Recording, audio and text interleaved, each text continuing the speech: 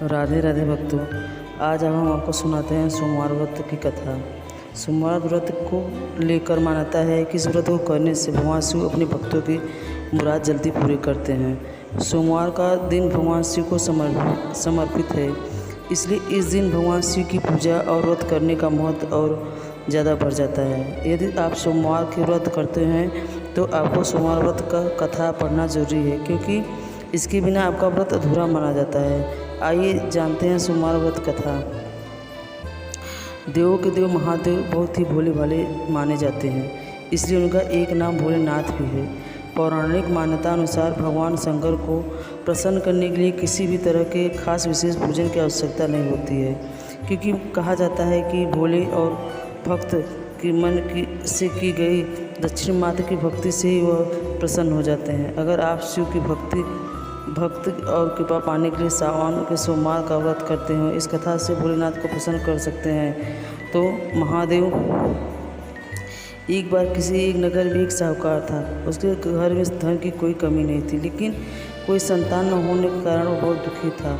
संतान प्राप्ति के लिए वह सोमवार का व्रत रखता और पूरी श्रद्धा के साथ शिव मंदिर जाकर भगवान शिव और माता पार्वती की पूजा करता था। उसकी भक्ति देखकर एक दिन माँ पार्वती प्रसन्न होकर भगवान शिव से साहूकार की मनोकामना पूर्ण करने का निवेदन किया। पार्वती जी के आग्रह पर भगवान ने कहा, हे पार्वती, इस संसार में हर प्राणी को उसके कर्मों का फल मिलता है और जिसके भाग्य में जो होता है उसे भोगना ही पड़ता है। लेकिन पार्वती जी ने साहूकार की भक्ति देखकर उसकी मनोकामना पूर्ण करने की इच्छा व्यक्त की। माता पार्वती के आग्रह पर शिव जी ने साहूकार को पुत्र प्राप्ति का वरदान तो दिया, लेकिन उन्हें बताया कि वह बालक 12 वर्ष तक ही जीवित रहेगा। माता पार्वती और भगवान शिव की बातचीत कुछ साहूकार सुन रहा था, इसलिए उसे ना तो इस बात का खुशी थी और ना ही दुख था। वह पहले की भांति शिव की पूजा करता रहा। कुछ समय के बाद साहूकार की पत्नी ने एक पुत्र को जन्म दिया। जब वह बालक 11 वर्ष का हुआ तो उसे पढ़ने लिखने के लिए काशी भेज दिया गया। साहूकार ने के पुत्र के मामा को बुलाकर बहुत सारा धन देते हुए कहा, तुम इस बालक को काशी विद्या प्राप्ति के लिए ले जाओ और तुम लोग रास्ते में यह कराते जाना और ब्राह्मणों को भोजन दक्षिणा देते हुए जाना। दोनों मामा भांजे इसी तरह यह कराते और ब्राह्मणों को दान दक्षिणा देते काशी नगरी निकल पड़े। इस दौरान रात में एक नगर पड़ा जहाँ नगर के राजा की कन्या का विवाह था, लेकिन जिस राजकुमार से उसका विवाह होने वाला था वह एक आँख का काना था। राजकुमार के पिता ने अपने पुत्र से के काना होने की बात को छुपाने के लिए सोचा क्यों न उसने साहूकार के पुत्र को दूल्हा बनाकर राजकुमारी से विवाह करा दूं। विवाह के बाद इसको धन देकर विदा कर दूंगा और राजकुमारी को अपने नगर ले आऊँगा। लड़के को दूल्हे के वस्त्र पहनाकर राजकुमारी से विवाह करा दिया।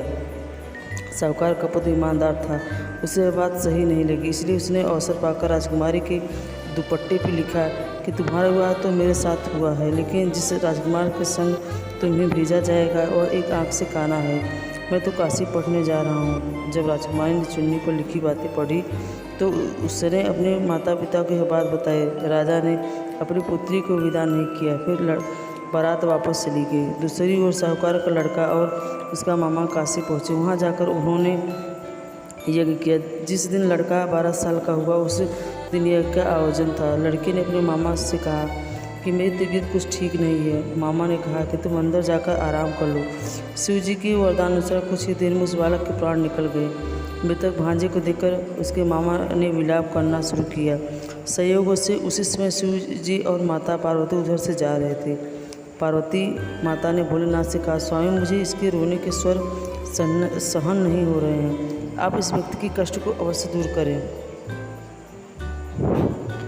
जब शिवजी मृतक बालक के समीप गए तो बोले कि वह उसी साहूकार का पुत्र है जिससे मैंने 12 वर्ष की आयु का वरदान दिया है।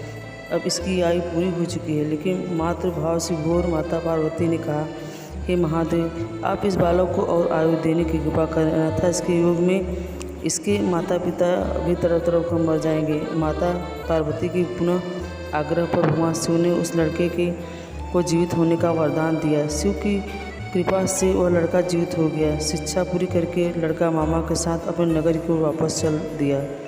दोनों चलते हुए उसी नगर में पहुँचे जहाँ उसका विवाह हुआ था।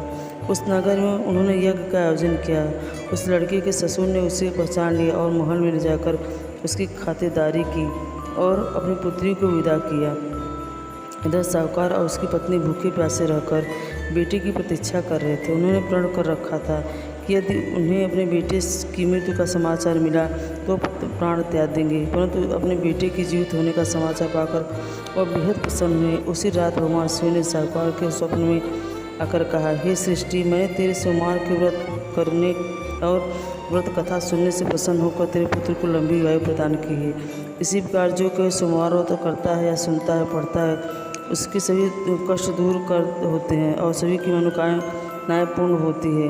बोले हर महादेव की जय, बोले भगवान शंकर की जय, माता पार्वती की जय। भक्तों, आपको यह कथा कैसी लगी?